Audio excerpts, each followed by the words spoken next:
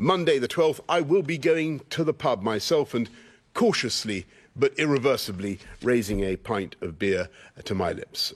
Με αυτόν τον τρόπο, ο Πρωθυπουργός ανακοινώνει ότι από την επόμενη Δευτέρα το Ηνωμένο Βασίλειο περνά στη δεύτερη φάση χαλάρωσης των περιοριστικών μέτρων και ανοίγει όλα τα καταστήματα, γυμναστήρια, κομμωτήρια, pub και εστίαση, αλλά μόνο σε εξωτερικούς χώρους.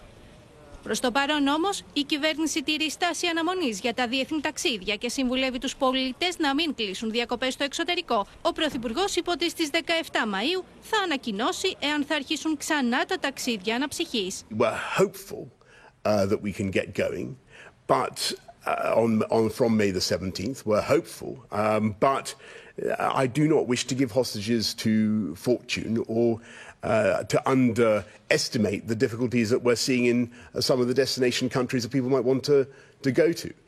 We don't want to see the virus being re-imported into this country. Στη Γαλλία, ο Υπουργός Υγείας προειδοποιεί ότι οι μονάδες εντατικής θεραπείας για ασθενείς από κορονοϊό είναι στο χείλος της κατάρρευσης. Que 2 à 3 semaines plus tard, nous aurions le pic de réanimation qui sera élevé, puisque vous avez vu, nous sommes déjà à plus de 5000 malades en réanimation.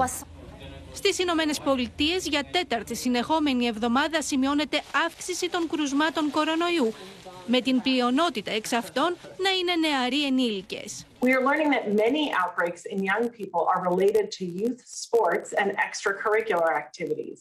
According to CDC guidance, these activities should be limited. Στο Τέξας πάντως, όπου από τις αρχές Μαρτίου ο κυβερνήτης ήρε την υποχρεωτική χρήση της μάσκας, χιλιάδες φίλαθλοι των Rangers κατέφτασαν στο στάδιο Arlington για τον πρώτο αγώνα της ομάδας, σε ένα στάδιο γεμάτο θεατές με ελάχιστους να φορούν μάσκες και χωρίς αποστάσεις.